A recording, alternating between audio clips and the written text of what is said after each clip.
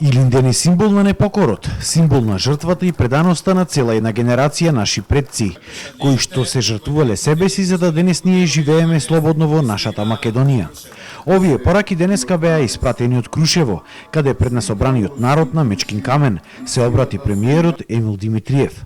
Димитриев повика на обединетост на сите кои живеат во државава: македонци, албанци, турци, роми, срби, бошњаци и други.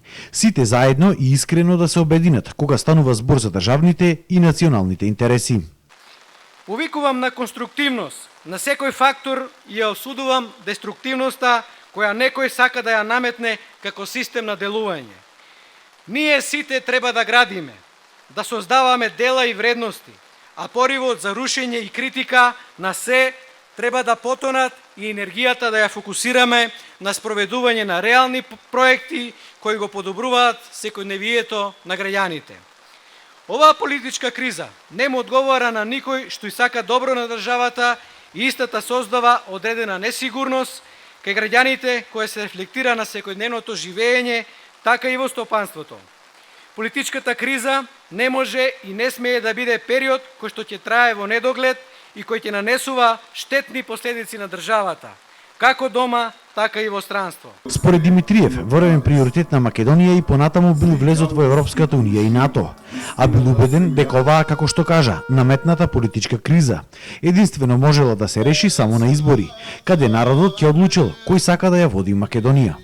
Тие пак, како влада, ќе направеле се за да се одржат максимално фер и демократски избори според сите меѓународни стандарди. Таквиот излез од наметнатата политичка криза е единствено возможен со одржување на избори на кои граѓаните на Република Македонија ќе донесат одлука која секој политичар и секоја политичка партија мора да ја почитува, бидејќи тоа е вредноста на демократијата, бидејќи така е секаде во светот и така мора да биде и тука. Волјата на народот е најсилна и секој политичар мора истата да ја почитува. Народот никогаш не греши и секогаш е во право. Ова го велам затоа што нашите граѓани сакаат од политичарите да видат проекти и дела, да видат доследност, но и работливост за подобрување на состојбите во секоја област и во секој регион.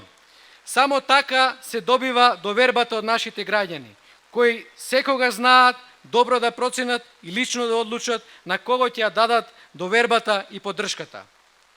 Нашиот народ многу пати досега ја покажал својата мудрост и својата свесност и затоа не се сомневам и дека при излезот од политичката криза нема да биде така. Нашиот народ, граѓаните на оваа држава, се тие кои одлучуваат за Македонија. Никој не смее да ја негира волјата на македонските граѓани, бидејќи Македонија е на сите, бидејќи Македонија е нашата татковина и татковина на нашите поколенија. Димитриев рече и тоа дека тие како влада ќе продолжиле да работат на нивниот основен приоритет – економијата, а доказ за тоа било намалувањето на невработеноста на 24,5% и отворените илјадници работни места во новите индустријски зони. На Мечкин камен денеска имаше илјадници граѓани кои што дојдоа да присуствуваат на оваа свеченост од цела Македонија. Ние Македонското патриотско здружение Тодор Александров со голема почит и вост кон сите македонски дејци револуционери кои го дадоа свој живот за македонската кауза во Илинденската епопеја и сите они борци за независна Македонија. Со посебна гордост учествувавме во Илинденскиот марш.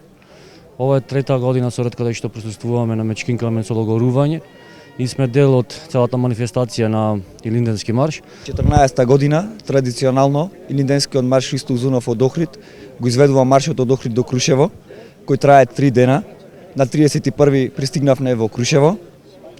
Вчера учествувавме во дефилето за денес гордо да положиме цвеќе пред споменикот Мечкин камен. За свадба сме заедно дојдени. Ова ми е може 6-7 пати и доаѓам тука повеќе пати. И мило ми е што се наоѓам меѓу нашите сите овдека Македонија. Но имаше дојдено македонци тука дури и од Пиринска Македонија, од соседна Бугарија, специјално за празникот. За нас е чест да чуеме нашиот говор тука. Да чуеме песните наши. Ние со това живееме там. Там не ни дават да говорим слободно дека сме македонци. Не ни дават да се покажем така јавно. просто се чувстваме слободни тук. Кај нас нема многу слобода за македонците. Зошто? Зашто официјална политика, бугарска политика, не променета од 18 век. Не променета спрема македонците. Подробство, окупација. Това е.